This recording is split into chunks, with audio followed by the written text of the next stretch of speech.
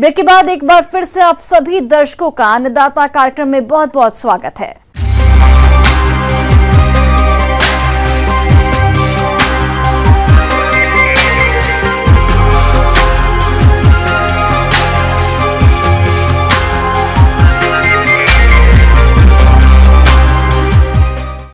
केचुआ को कृषकों का मित्र और भूमि की आंत यूं ही नहीं कहा जाता। ये केचुए पोषक तत्वों से भरपूर उत्तम जैव खाद्य का निर्माण करते हैं। जी हाँ, खेती बाड़ी के क्षेत्र में देखा जाए तो आज वर्मी कंपोस्ट से बेहतर और कोई दूसरी खाद नहीं है। ये न केवल काफी सस्ता खाद है, बल्कि किसान इसे स्वयं आसानी से तैयार कर सकते हैं।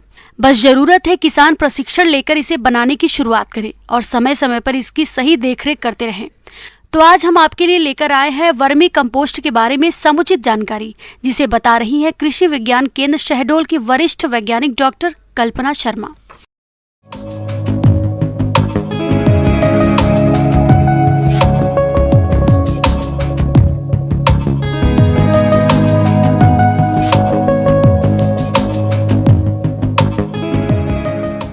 केचुआ खाद हमारे किसान भाइयों के लिए, कृषक परिवारों के लिए बहुत ही अच्छा खाद है और ये समझिए कि ये सस्ता, सुलभ और आसानी से बनाया जाने वाला खाद है और इसको किसान भाई उपयोग करके जैविक उत्पादन ले सकते हैं और अपने उत्पाद का खूब ज़्यादा मुनाफा कमा सकते हैं। तो वर्मी कंपोस्ट बनाने की कई विधियां प्रचलित है, लेकिन पिट विधि सबसे ज्यादा लोकप्रिय और लाभदायक विधि है।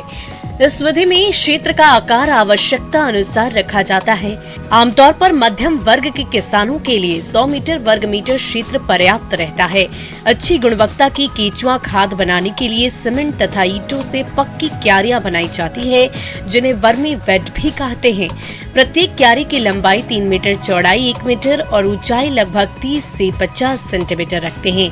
100 वर्ग मीटर क्षेत्र में इस प्रकार की लगभग 90 क्यारियां बनाई जा सकती है। इसके लिए जमीन से थोड़ा ऊपर उठी हुई जगह का चुनाव करना चाहिए। केचुआ खाद बनाने की अगर जैसे मैं विधि की बात करूं, खाद बनाने के लिए आपको केचुए की आवश्यकता होगी और जो भी आपके घर में उपलब्ध जो भी आपका जैविक जो कचरा है, जैसे मान लीजिए कि किचन से, रसोई घर से प्राप्त जो आपके पास जो अपन बोलते हैं कचरा निकलता है, छिलका निकला हुआ है या अपन ने पत्तियां वगैरह है, तो उनका जो भी कचरा बचा हुआ है, और अगर मान लीजिए आपके पास मवेशी है, गाय वगैरह है, तो उसके जो 5-6 दिन का पुराना गोबर, जो कि अपन बोलते हैं कि ठंडा हुआ गोबर, उसको भी इसमें अपन उपयोग कर सकते हैं। उसमें अपन ने परत द परत अपन ने जैसे कचरा उसको भरते गए, जो भी अपने रसोई का कचरा था वो डाल दिया, चारा वगैरह डाल दिया, जो भी जैविक कचरा आपके पास उपलब्ध है वो डाल दिया। फिर एक परत अपन ने उसमें जैसे गोबर जो अपना ठंडा वाला गोबर है, कम से कम 5-6 दिन वाला पुराना गोबर, उसको कहीं अलग रख के अपन ने ठंडा कर लिया, फिर उसमें डाला, फिर थोड़ी सी नमी डाल दी, थोड़ा पानी छिड़क दिया। ऐसे परत द परत अपन करके इसको पूरा कर लेंगे और ऊपर की परत में अपन केचुआ छोड़ देंगे। केचुआ रहता है जिसे हम लाल केचुआ बोलते हैं, इसिनिया फिटिडा, वो वाली श्रेणी वाले केचुए को इसमें डाला जाता है। तो जो हमारे ये लाल केचुआ है, जो भी आप इसको जैविक पदार्थ जो देंगे, ये सारी चीज़ों को खा के, ये जो पचा के जो मल जो निकालेगा, इस मल को ही हम लोग केचुआ खाद बोलते हैं। और उसके ऊपर उनको बोरियों से ढक देंगे, गीली बोरियों से ढक देंगे या फिर घास वगैरह से भी आप ढक सकते हैं। और बीच बीच में आप देखते रहेंगे कि आपकी पिट में नमी बराबर मेंटेन्ड है। तो केचुआ ऊपर की तरफ से खाते खाते नीचे की तरफ जाता जाएगा और आपके ऊपर जो मल निकालते जाएगा, तो ऊपर आपकी खाद तैयार हो जाएगी। क्यारियों को तेज धूप, वर्षा से बचाने और केंचुओं के तीव्र प्रजनन के लिए अंधेरा रखने के लिए घास फूस बने से छप्पर और चारों ओर हरी नेट से ढकना लाभकारी होता है। इसके अलावा आजकल HDPE प्लास्टिक से बनी हुई वर्मी पिट भी बाजार में उपलब्ध है, जिनमें आसानी से केचुआ खाद बना सकते हैं और इनका उपयोग कई वर्षों तक कर सकते हैं। और बीच बीच में आपको निरीक्षण करते रहना है ताकि इसमें चींटियां ना लगे, किसी और तरह का कीड़े ना लग जाए, जो कि अपन के केचुए के लिए नुकसानदायक। तो आप देखेंगे कि केचुए खुद ही बहुत सारे मतलब आप और बहुत सारे केचुए बन गए हैं तो आप एक पिट जैसे आपने केचुआ लिया तो उसके बाद आप इसको बेच भी सकते हैं और ये बहुत अच्छी कीमत पे जाता है।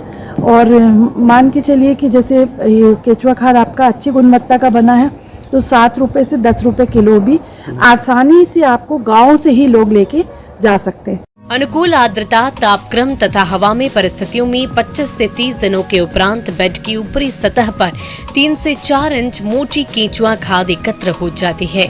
इसे अलग करने के लिए बेड की बाहरी आवरण सतह को एक तरफ से हटाते हैं। ऐसा करने पर जब केंचुए बेड में गहराई में चले जाते हैं तब केंचुआ खाद को बड़े से आसानी से अलग कर सकते हैं। खाद की पलटाई या तैयार कंपोस्ट को एकत्र करते समय खुरपी या फावड़े का प्रयोग कदापि नहीं करना चाहिए। तो आप इसको ढेरी लगा दें और पील अप कर दें तो केंचुआ आपको पूरे नीचे की तरफ में रह जाएगा और ऊपर से आप छान के अलग करते जाएं। केंचुए का जो ककून है वो सारी चीज़ें आप ले जाके फिर उसमें ऊपरी सतह से फिर डालें और बोरियों से ढक दें। और ये जो वर्मी कंपोस्ट आपने बनाया है इसको आप पहले छान के अच्छे से और बोरियों में बंद कर लें और फिर उसके बाद इसको छाया वाले स्थान में आप संग्रहित करें और रखें ताकि इसमें जो इसकी गुणवत्ता है वो बनी रहे और इसका ज़्यादा से ज़्यादा लाभ लें।